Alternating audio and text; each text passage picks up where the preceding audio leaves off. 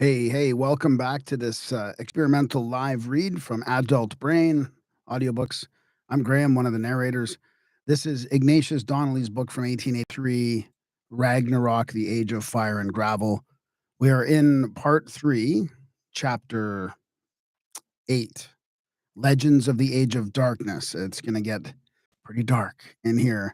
But this is the fun part, the legends. The first couple parts were science about the drift and the waves and the characteristics of the drift, the icebergs, glaciers, all that stuff.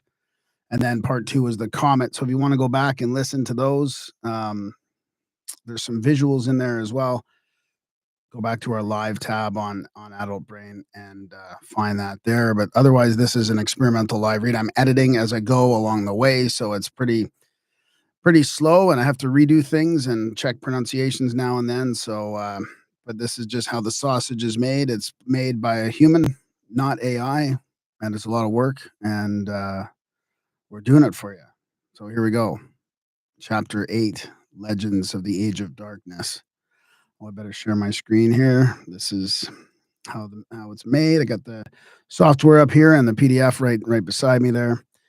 I wish I could find a way to move my guy over, but I don't want to. Actually, I could probably change these around, but I don't want to be looking too far left to the PDF. So I'll leave it as it is for now. Here we go. Chapter 8. Legends of the Age of Darkness. All the cosmogonies begin with an age of darkness, a damp, cold, rainy, dismal time. Hesiod tells us, speaking of the beginning of things, in truth, then, foremost sprang chaos, but from chaos were born Erebus and black night, and from night again sprang forth ether and day, whom she bare after having conceived by union with Erebus. Aristophanes in his Aves says, chaos and night and black Erebus and wide Tartarus first existed. Excuse me, I'm going to have to burp a little bit along the way. It always brings up gases and nasal congestion comes out.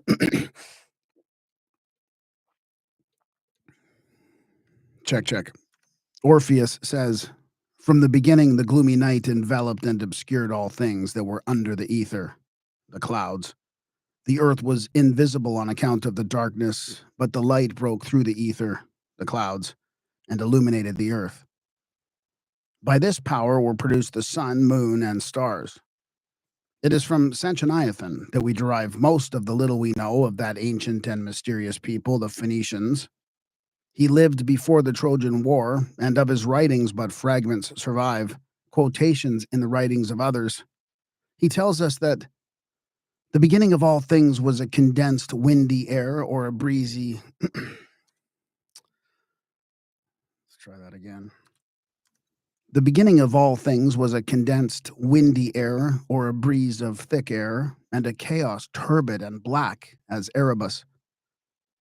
Out of this chaos was generated Mot, which some call Ilus, mud, but others the putrefaction of a watery mixture, and from this sprang all the seed of the creation and the generation of the universe.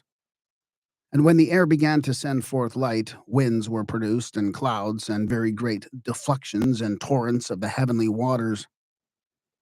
Was this thick air, the air thick with comet dust, which afterward became the mud? Is this the meaning of the turbid chaos? We turn to the Babylonian legends. Berosus wrote from records preserved in the temple of Belus at Babylon. He says, there was a time in which there existed nothing but darkness and an abyss of waters, wherein resided most hideous beings, which were produced of a twofold principle. Were these hideous beings the comets? From the laws of Manu, of the Hindus, we learn that the universe existed at first in darkness. We copy the following text from the Vedas. The Supreme Being alone existed. Afterward, there was universal darkness. Next, the watery ocean was produced by the diffusion of virtue. We turn to the legends of the Chinese, and we find the same story. Their annals begin with Puan Ku, or the reign of chaos. And we are told by the Chinese historians that Paanku.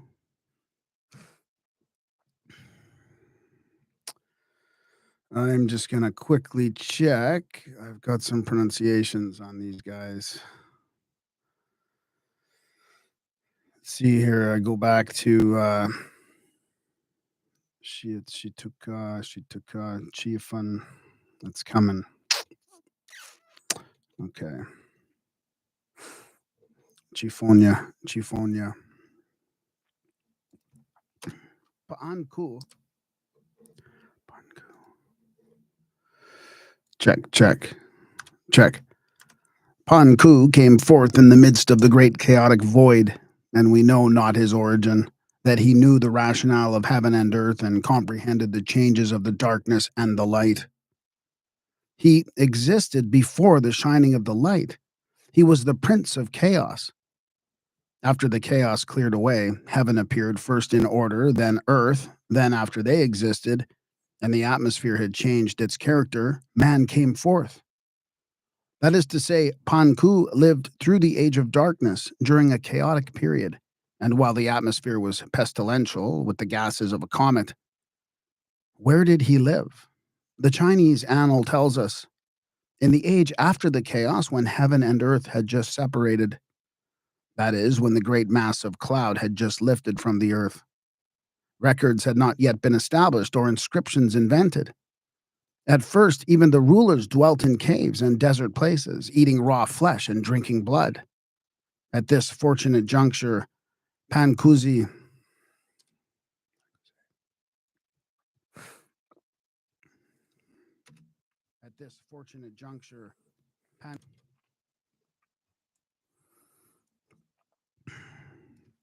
Check. At this fortunate juncture, Pankuze came forth, and from that time heaven and earth began to be heaven and earth, men and things to be men and things, and so the chaotic state passed away. This is the rejuvenation of the world told of in so many legends. And these annals tell us further of the 10 stems, being the stages of the earth's primeval history. At Wu, the 6th stem, the darkness and the light, unite with injurious effects. All things become solid, frozen, and the darkness destroys the growth of all things. At Kung, the 7th stem, the darkness nips all things, but the darkness is passing away. At Yin, the 9th stem, the light begins to nourish all things in the recesses below. Lastly, at Tse, all things begin to germinate. The same story is told in the 12 branches. 1. Kwantun stands for the period of chaos, the cold midnight darkness. It is said that with it all things began to germinate in the hidden recesses of the underworld. In the 2nd, Chifeng light and heat become active, and all things begin to rise in obedience to its nature. In the 3rd, Shetika, Chifunyo, Shetika, Chishi, Yan, Hain, Hia, Shetika. In the 3rd, Shetika. In the 3rd, Shetika, the stars and sun probably appear, as from this point the calendar begins. In the 5th, Chi, all things in a torpid state begin to come forth. In the 8th, Hia, all things harmonize, and the present order of things is established. That is to say, the effects of the catastrophe have largely passed away. The kings who governed before the drift were called the rulers of heaven and earth. Those who came after were the rulers of man. Cheo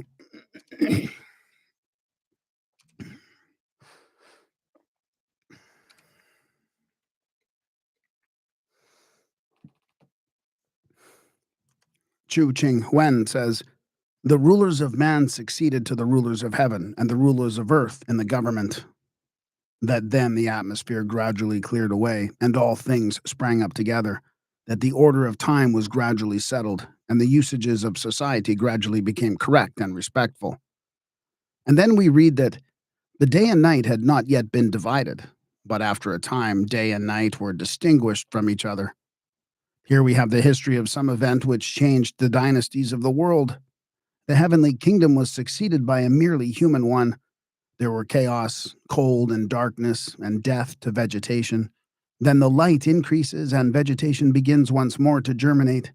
The atmosphere is thick, the heavens rest on the earth, day and night cannot be distinguished from one another, and mankind dwell in caves and live on raw meat and blood. Surely all this accords wonderfully with our theory. And here we have the same story in another form.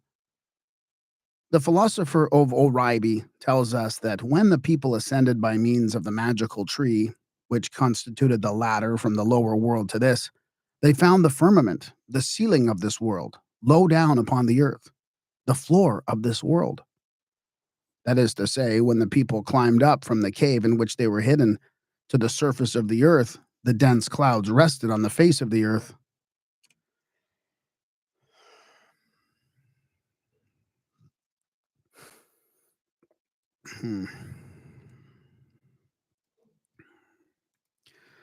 Just got to take a breather. Machito.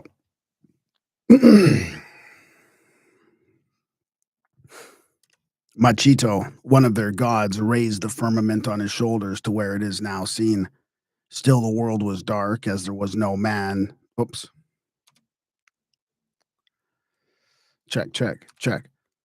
Still the world was dark, as there was no sun, no moon, and no stars. So the people murmured because of the darkness and the cold. Machito said, "Bring me 7 maidens." And they brought him 7 maidens. And he said, "Bring me 7 baskets of cotton balls." And they brought him 7 baskets of cotton balls. And he taught the 7 maidens to weave a magical fabric from the cotton. And when they had finished it, he held it aloft, and the breeze carried it away toward the firmament. And the twinkling of an eye, it was transferred.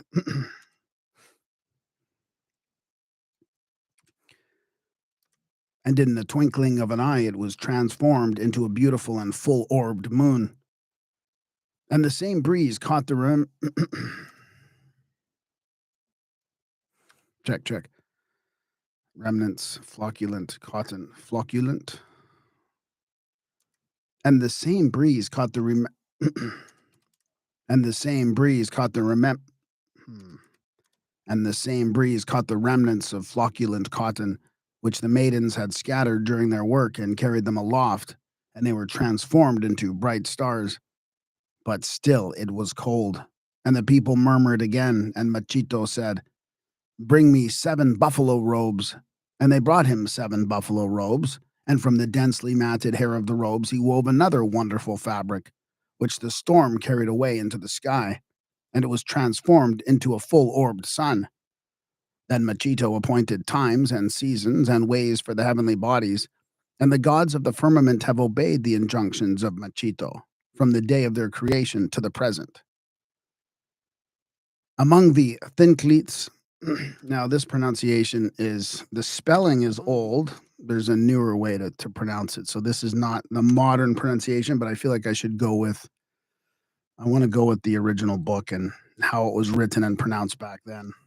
I don't think I should be changing stuff on the fly here, just in case. Thlinkeets. Thlinkeets.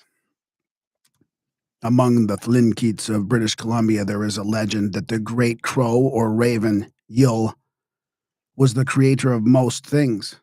Very dark, damp, and chaotic was the world in the beginning. Nothing with breath or body moved there except Yul. In the likeness of a raven, he brooded over the mist. In black winds beat down. in the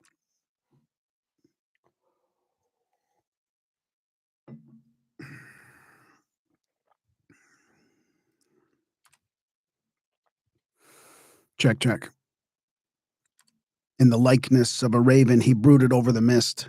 His black winds beat down the vast confusion.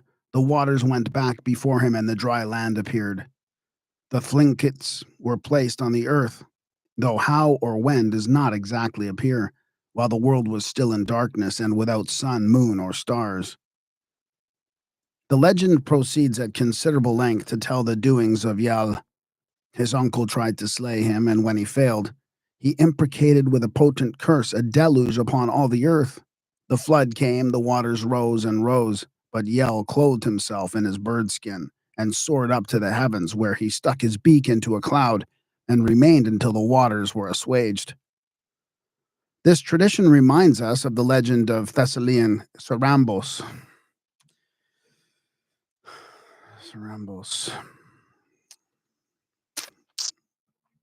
Yeah.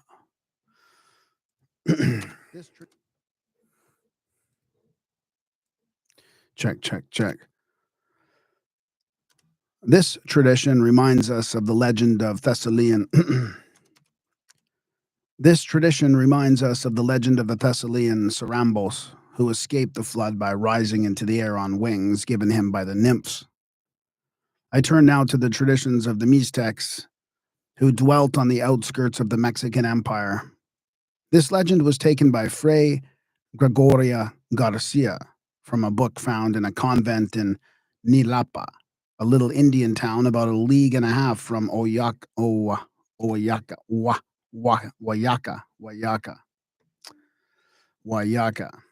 A little Indian town about. This legend was taken, I better go back, from a book.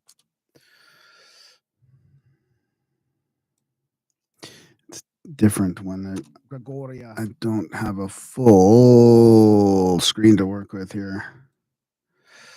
Let's see. This legend. Wayaka. Wayaka. This legend was taken by Fray Gregoria Garcia from a book found in a convent in Nilapa, a little Indian town about 1.5 leagues south of Wayaka.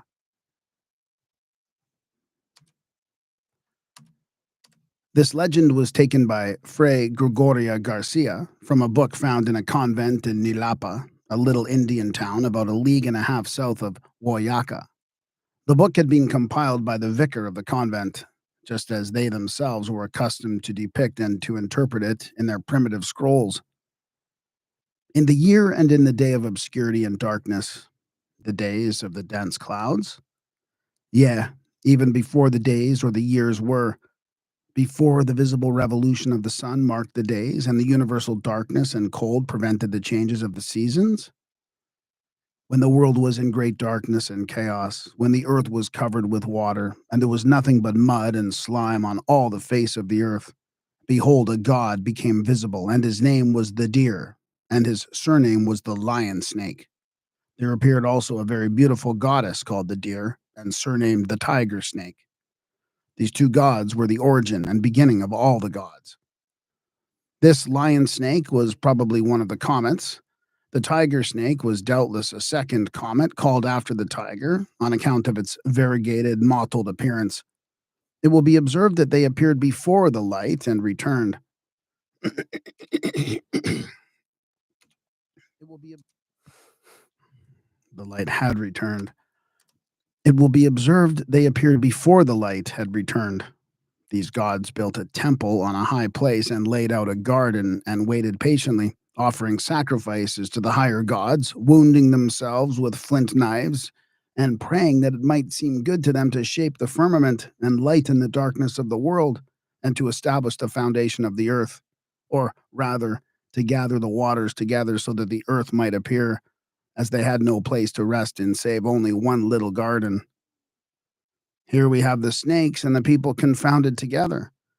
The earth was afterward made fit for the use of mankind, and at a later date there came a great deluge, wherein perished many of the sons and daughters that had been born to the gods.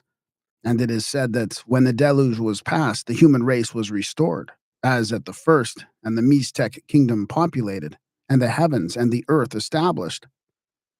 Father Duran, in his MS History Antique of New Spain, written in AD 1585, gives the Cholula legend, which commences, "In the beginning, before the light of the sun had been created, this land was in obscurity and darkness and void of any created thing."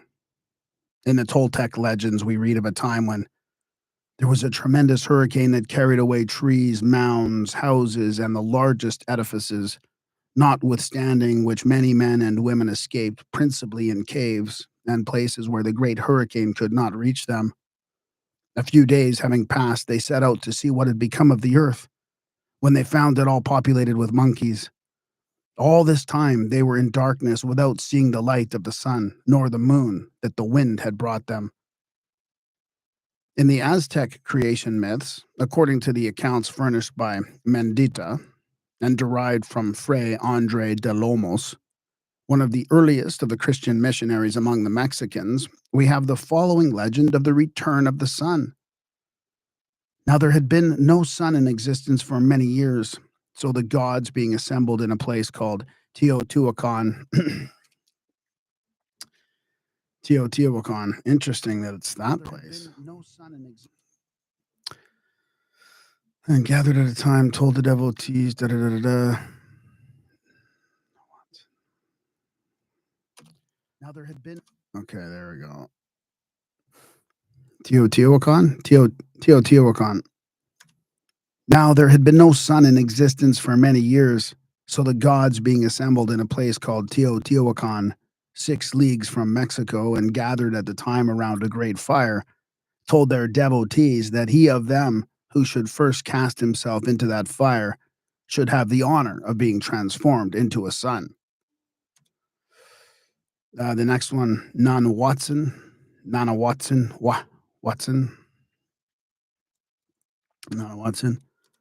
So one of them, called Nana Watson, flung himself into the fire. Then the gods, the chiefs, began to peer through the gloom in all directions for the expected light, and to make bets as to what part of heaven he should first appear in.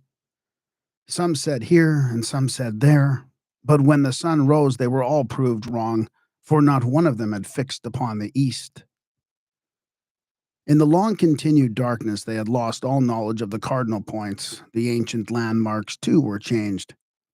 The Popol Vuh, the national book of the Quiches, tells us of the 4 ages of the world.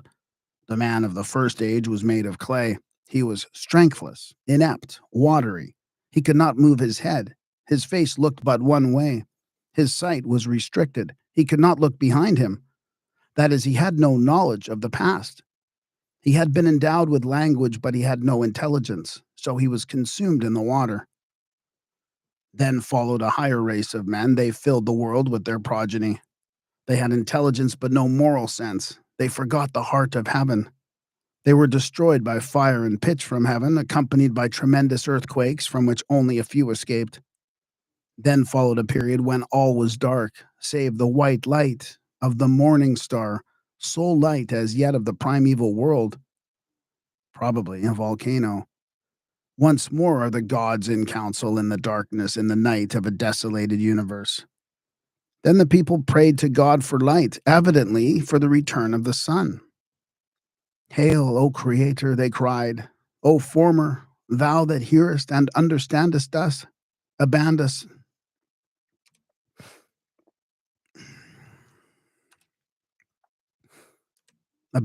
us not, forsake us not. O God, thou that art in heaven and on earth. O heart of heaven, O heart of earth. Give us descendants and a posterity as long as the light endure. In other words, let not the human race cease to be. It was thus they spake, living tranquilly, invoking the return of the light, waiting the rising of the sun, watching the star in the morning, precursor of the sun. But no sun came, and the 4 men and their descendants grew uneasy. We have no person to watch over us, they said, nothing to guard our symbols. Then they adopted gods of their own and waited. They kindled fires, for the climate was colder. Then there fell great rains and hailstorms and put out their fires. Several times they made fires, and several times the rains and storms extinguished them. Many other trials also they underwent in Toulon, families and such things, and a general dampness and cold. Toulon. I gotta redo that. Many other trials. I called it families instead of famines. Many other trials also they underwent in Toulon, famines and such things, and a general dampness and cold, for the earth was moist, there being yet no sun. All this accords with what I have shown we might expect as accompanying the close of the so-called glacial age. Close, not close. Close. Close. Close.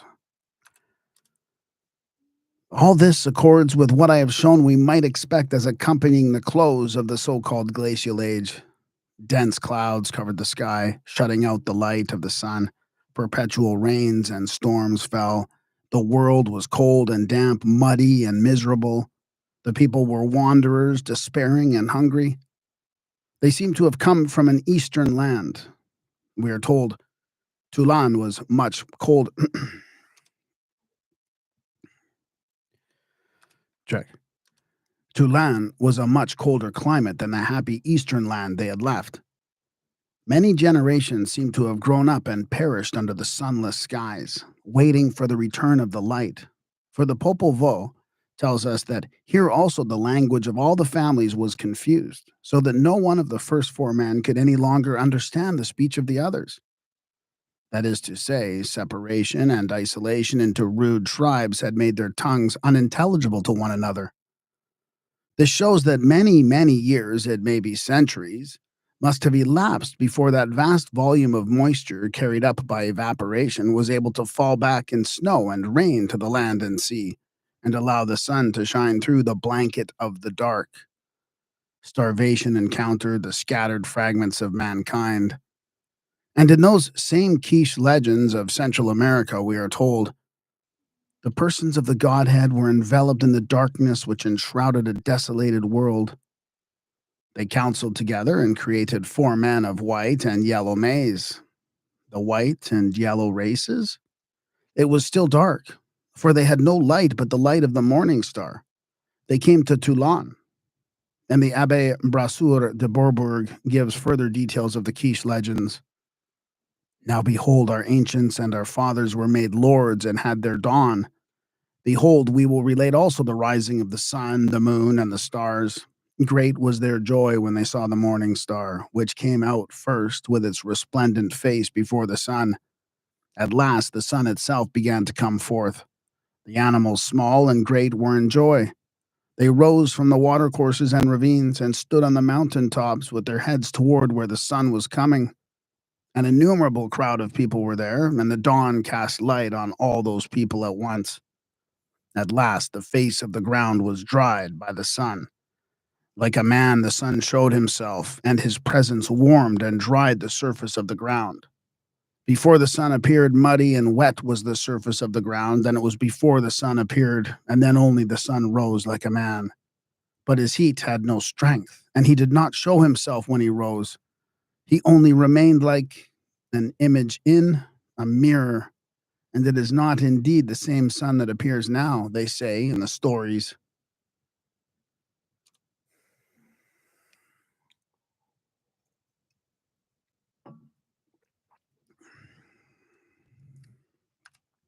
Check, check.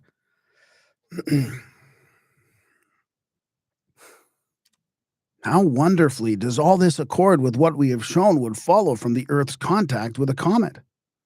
The Earth is wet and covered with mud, the clay. The sun is long absent. At last he returns. He dries the mud, but his face is still covered with the remnants of the great cloud belt. His heat has no strength. He shows himself only in glimpses. He shines through the fogs like an image in a mirror. He is not like the great blazing orb we see now. But the sun, when it did appear in all its glory, must have been a terrible yet welcome sight to those who had not looked upon him for many years.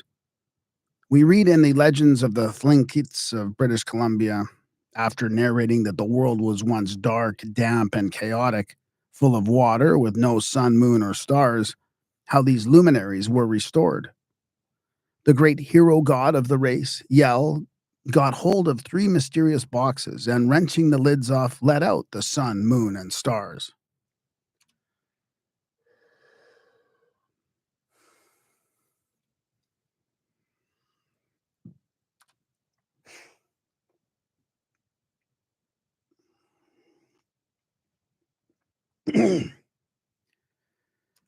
When he set up the blazing light of the sun in heaven, the people sought When he set up the blazing light of the sun in heaven, the people that saw it were at first afraid. Many hid themselves in the mountains and in the forests, and even in the water, and were changed into the various kinds of animals that frequent these places.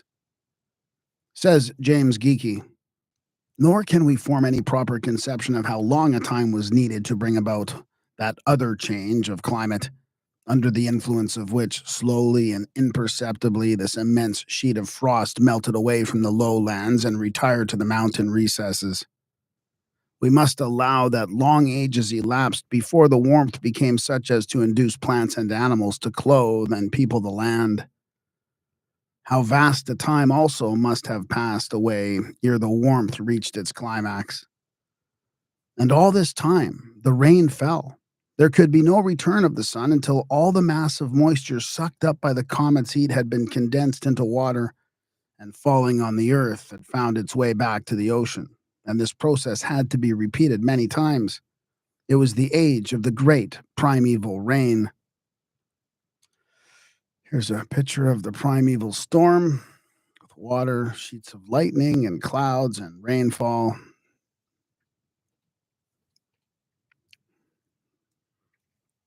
Check. In the Andes, Humboldt tells us of a somewhat similar state of facts.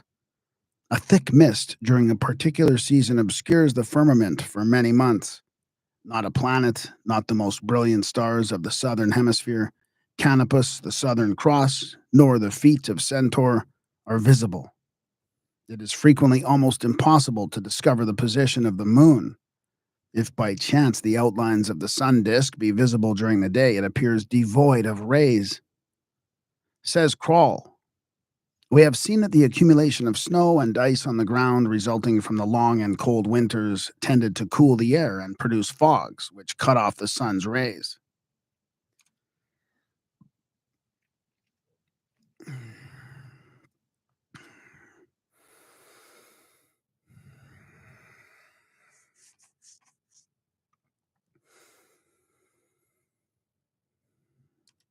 The same writer says, snow and ice lower the temperature by chilling the air and condensing the rays into thick fogs. The great strength of the sun's rays during summer, due to his nearness at that season, would, in the first place, tend to produce an increased amount of evaporation. But the presence of snow-clad mountains and an icy sea would chill the atmosphere and condense the vapors into thick fogs. The thick fogs and clouds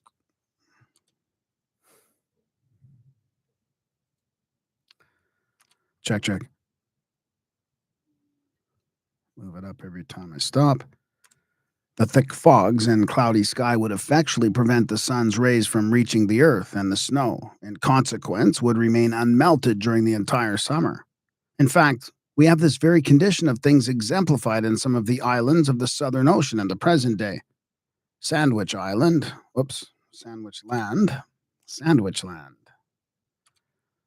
Sandwich Land, which is in the same parallel of latitude as the north of Scotland, is covered with ice and snow the entire summer. And in the island of South Georgia, which is in the same parallel as the center of England, the perpetual snow descends to the very sea beach.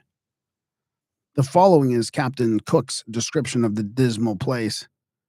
We thought it very extraordinary, he says, that an island between the latitudes of 54 degree and 55 degree should, in the very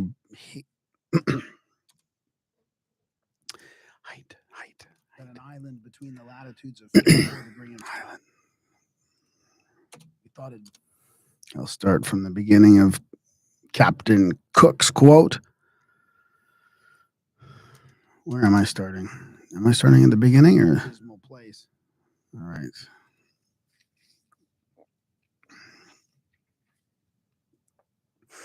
Sorry, I've got nasal congestion.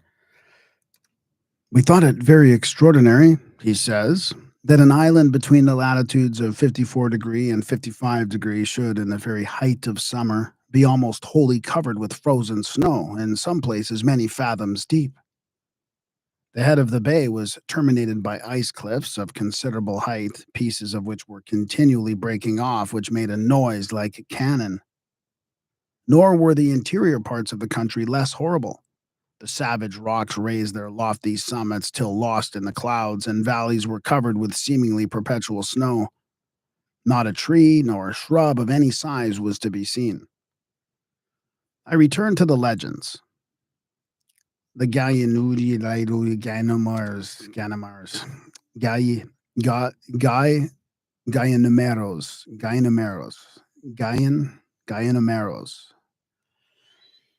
Let's see. I'm gonna guess that Guyana. I checked it. Guyanomeros. Let's see what it says. Guyanomeros. Guyanomeros. The Guyanomeros of Central California also recollect the day of darkness and the return of the sun. In the beginning, they say, there was no light, but a thick darkness covered all the earth.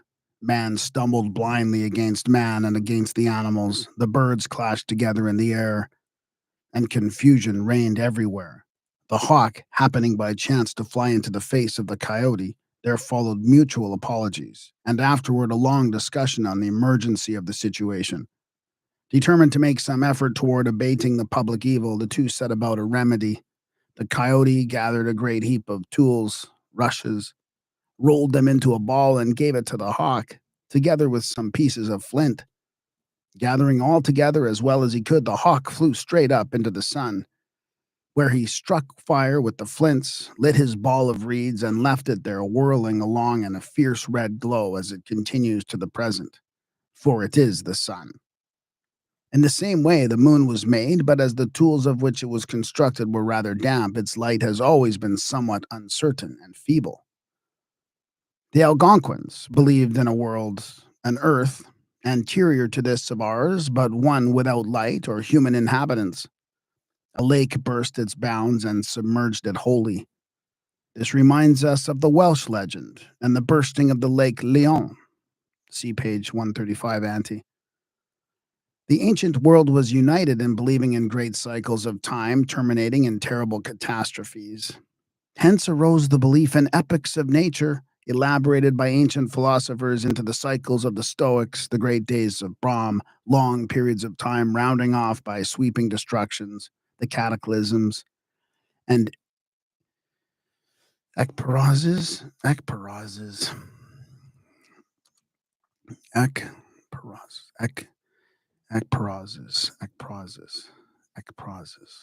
cataclysms and ekpyruses.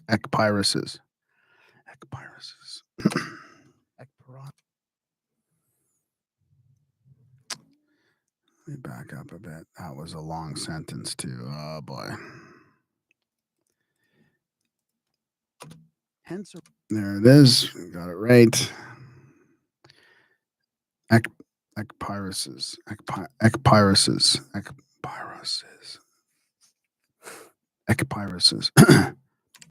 Hence arose the belief in epics of nature, elaborated by ancient philosophers into the cycles of the Stoics, the great days of Brahm, long periods of time rounding off by sweeping destructions, the cataclysms and ekpyruses of the universe.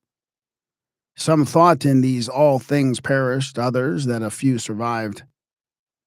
For instance, Epictetus favors the opinion that at the solstices of the great year, not only all human beings, but even the gods are annihilated, and speculates whether at such times Jove feels lonely.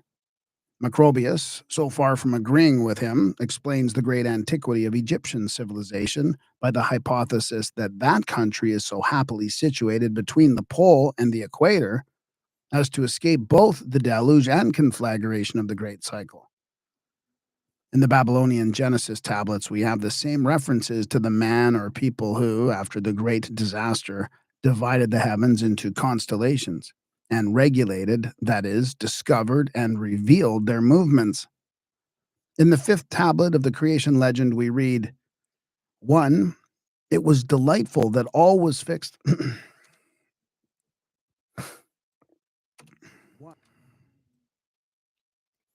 I can hear my cat snoring in the background.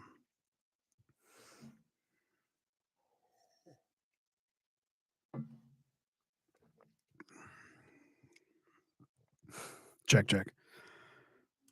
1. It was delightful, all that was fixed by the great gods. 2. Stars, their appearance, and figures of animals he arranged. 3. To fix the year through the observation of their constellations. 4. 12 months or signs of stars in 3 rows he arranged. 5. From the day when the year commences unto the close. 6. He marked the positions of the wandering stars to shine in their courses. 7. That they may not do injury and may not trouble anyone.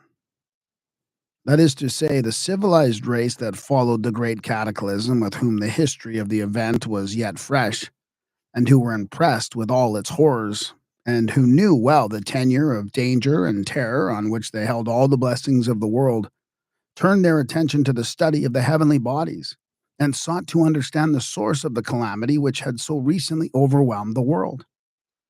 Hence they marked, as far as they were able, the positions of the comets, that they might not again do injury and not trouble anyone. The word here given is Nibiru, which Mr. Smith says does not mean planets, and in the above account, Nibiru is contradistinguished from the stars. They have already been arranged in constellations, hence it can only mean comets. And the tablet proceeds with distinct references to the age of darkness. 8. The positions of the gods Bel and Hea, here fixed with him. 9. And he opened the great gates in the darkness shrouded. 10. The fastenings were strong on the left and right.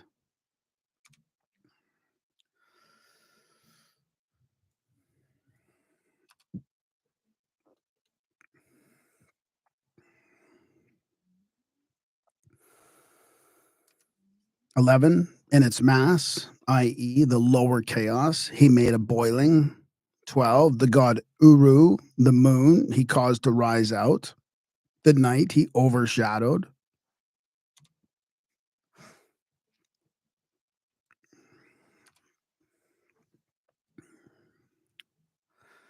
Check. 13. To fix it also for the light of the night until the shining of the day. 14. That the month might not be broken and in its amount be regular. 15. At the beginning of the month, at the rising of the night. 16. The sun's horns are breaking through to shine on the heavens. 17. On the 7th day to a circle he begins to swell. 18. And stretches toward the dawn further. 19. When the god Shamash, the sun, in the horizon of heaven in the east.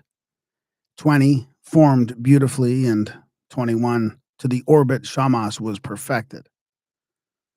Here the tablet becomes illegible, the meaning, however, seems plain. Although to left and right, to east and west, the darkness was fastened firm, was dense, yet the great gods opened the great gates in the darkness and let the light through. First the moon appeared through a boiling or breaking up of the clouds, so that now men were able to once more count time by the movements of the moon. On the 7th day, Shamash, the sun, appeared. First his horns, his beams, broke through the darkness imperfectly. Then he swells to a circle and comes nearer and nearer to perfect dawn. At last he appeared on the horizon in the east, formed beautifully, and his orbit was perfected, i.e., his orbit could be traced continuously through the clearing heavens. But how did the human race fare in this miserable time? In his magnificent poem, Darkness, Byron has imagined such a blind and darkling world as these legends depict. And he has imagined, too, the hunger and the desolation and the degradation of the time. We are not to despise. I just lost myself there.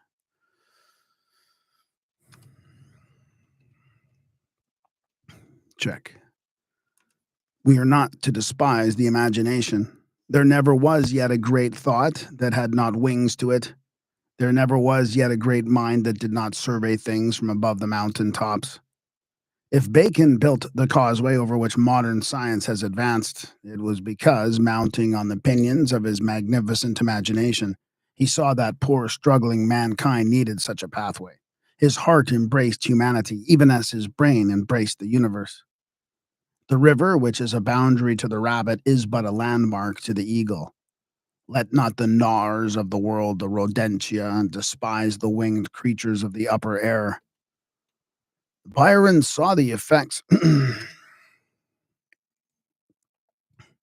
Check.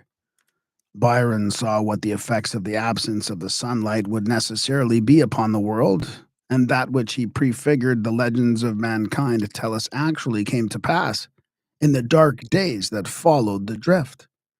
He says, "Morn came and came and brought no day, and men forgot their passions in the dread of this their desolation, and all hearts were chilled into a selfish prayer for light.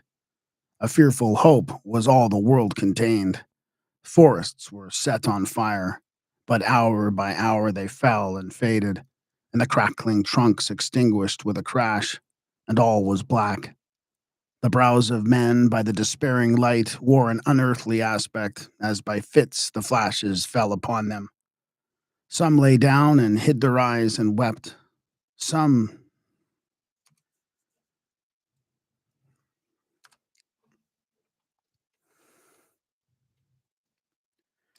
and some did rest, their chins upon their clenched hands, and smiled, and others hurried to and fro and fed their funeral piles with fuel and looked up with mad disquietude on the dull sky, the pall of a past world, and then again with curses cast them down upon the dust and gnashed their teeth and howled.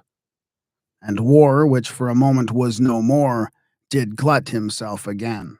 A meal was bought with blood, and each sat sullenly apart, gorging himself in a gloom. And the pang of famine fed all upon the entrails. And the pang of famine fed upon and the pang of famine fed upon all entrails. And the pang of famine fed upon all entrails. Men died, and their bones were tombless as their flesh. The meager by the meager were devoured. Even dogs assailed their masters. How graphic, how dramatic, how realistic in this pit.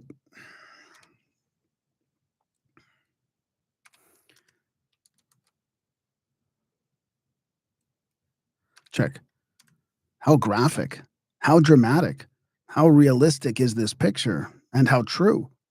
For the legends show us that when at last the stones and clay had ceased to fall, and the fire had exhausted itself, and the remnant of mankind were able to dig their way out, to what an awful wreck of nature did they return. Instead of the fair face of the world as they had known it, bright with sunlight, green with the magnificent foliage of the forests, or the gentle verdure of the plain, they go forth upon a wasted and unknown land covered with oceans of mud and stones. The very face of a country changed. Lakes, rivers, hills, all swept away and lost. They wander, breathing a foul and sickening atmosphere under the shadow of an awful darkness, a darkness which knows no morning, no stars, no moon, a darkness palpable and visible, lighted only by electrical discharges from the abyss of clouds. With such roars of thunder as we, in this day of harmonious nature, can form no conception of. It is indeed chaos and ancient night. All the forces of nature are there, but disorderly, destructive, battling against each other, and multiplied 1,000-fold in power. The winds are cyclones, magnetism is gigantic, electricity is appalling. The world is more desolate than the caves from which they have escaped. The forests are gone, the fruit trees are swept away, the beasts of the chase have perished. The domestic animals, gentle ministers to man, have disappeared. The cultivated fields are buried deep in drifts of mud and gravel. The people stagger in the darkness against each other. They fall into the chasms of the earth. Within them are the two great oppressors of humanity, hunger and terror. Hunger that knows not where to turn, fear that shrinks before the whirling blasts, the rolling thunder, the shocks of blinding lightning, that knows not what moment the heavens may again open and rain fire and stones and dust upon them. God has withdrawn his face. His children are deserted. All the kindly adjustments of generous nature are gone. God has left man in the midst of a material world without law. He is a wreck, a fragment, a lost particle in the midst of an illimitable and endless warfare of giants. Some lie down to die, hopeless, cursing their helpless gods. Some die by their own hands. Some gather around the fires of volcanoes for warmth and light, stars that attract them from afar off. Some feast on such decaying remnants of the great animals as they may find projecting above the debris, running to them as we shall see, with outcries and fighting over the fragments.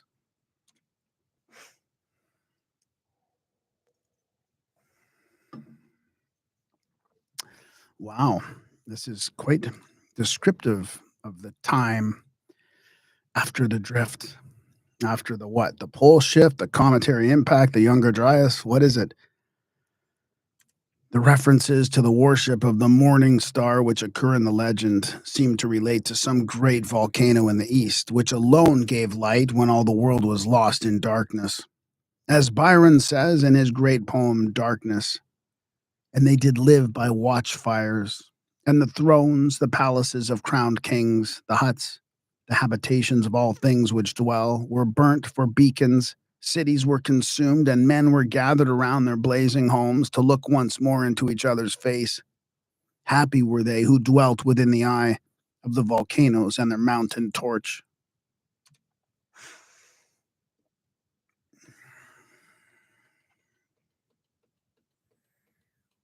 Wow, this is way longer than I expected. Okay, here we go. About 4 more pages left. In this pitiable state were once the ancestors of all mankind.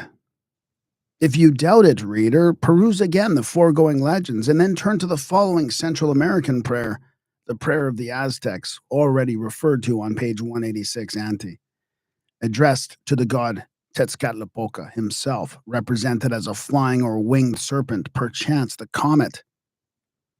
It is possible that this lash and chastisement are not given for our correction and amendment. I think I knocked the table there. I gotta fix that. Making noise. Is it possible that this lash and chastisement are not given for our correction and amendment, but only for our total destruction and overthrow? That the sun will never more shine upon us, but that we must remain in perpetual darkness?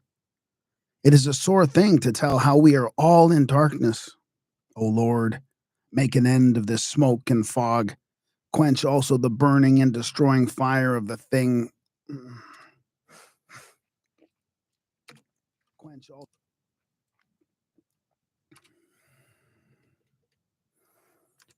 Quench also the burning and destroying fire of thine anger. Let serenity come and clearness, light. Let the small birds of thy people begin to sing and approach the sun. There is still another Aztec prayer addressed to the same deity, equally able, sublime, and pathetic, which it seems to me may have been uttered when the people had left their hiding place, when the conflagration had passed. But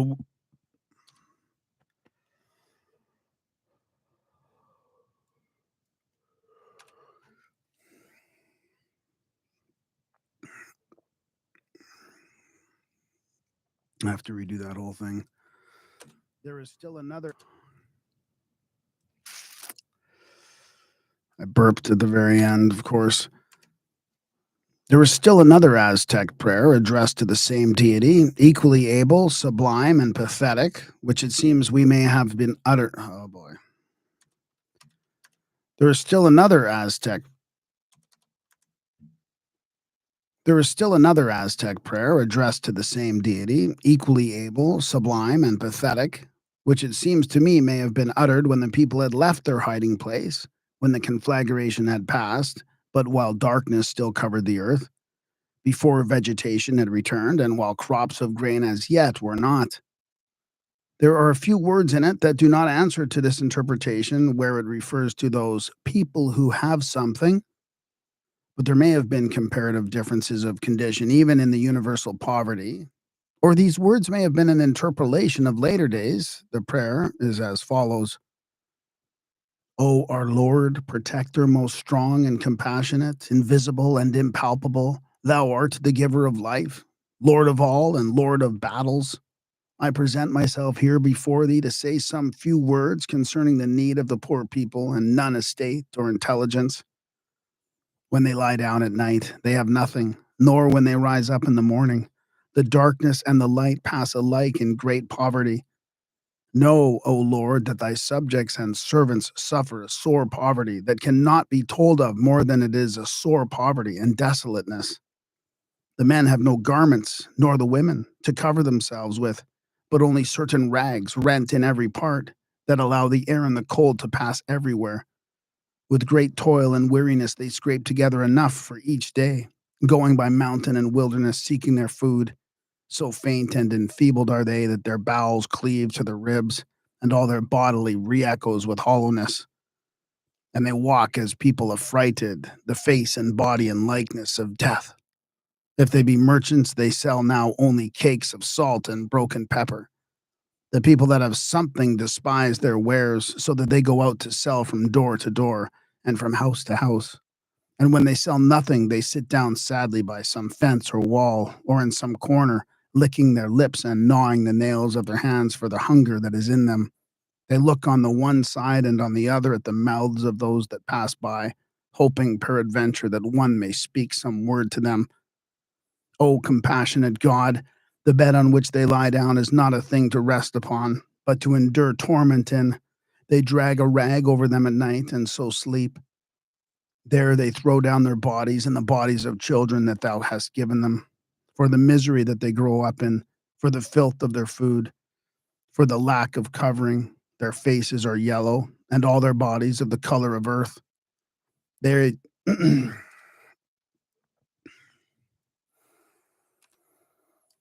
they tremble with cold, and for leanness they stagger in walking. They go weeping and sighing, and full of sadness, and all misfortunes are joined to them. Though they say,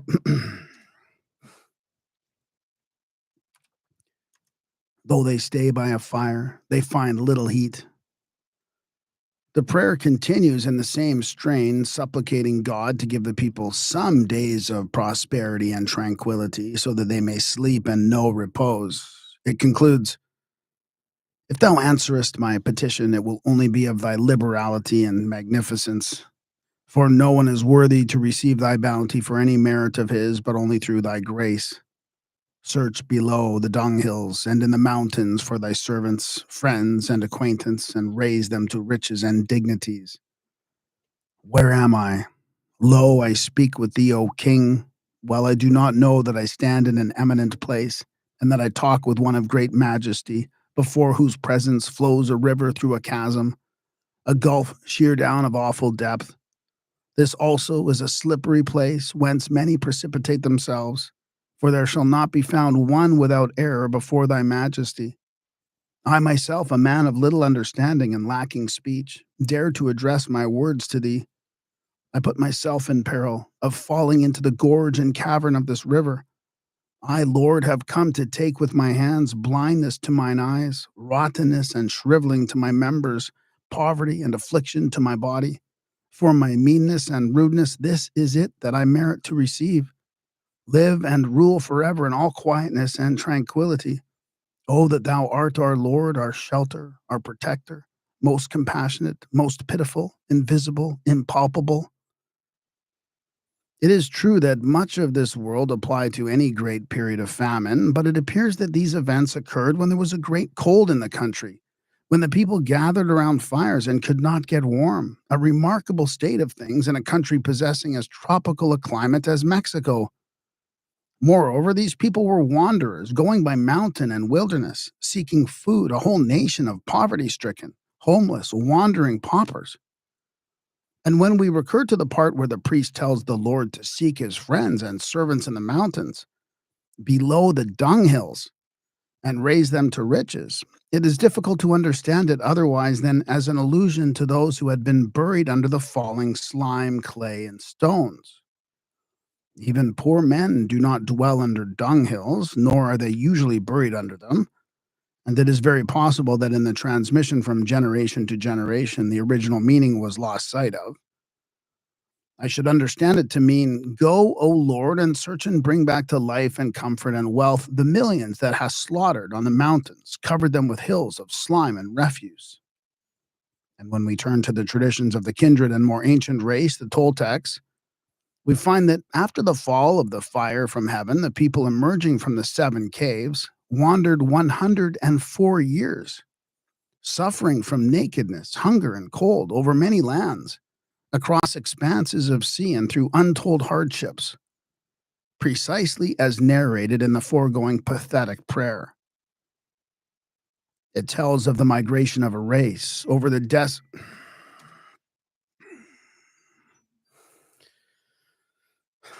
right at the end. 2 seconds here.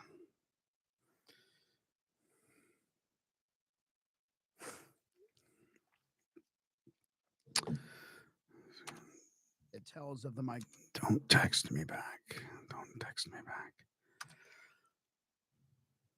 It tells of the migration of a race over the desolated world during the age of darkness. And we will find something hereafter very much like it in the book of Job.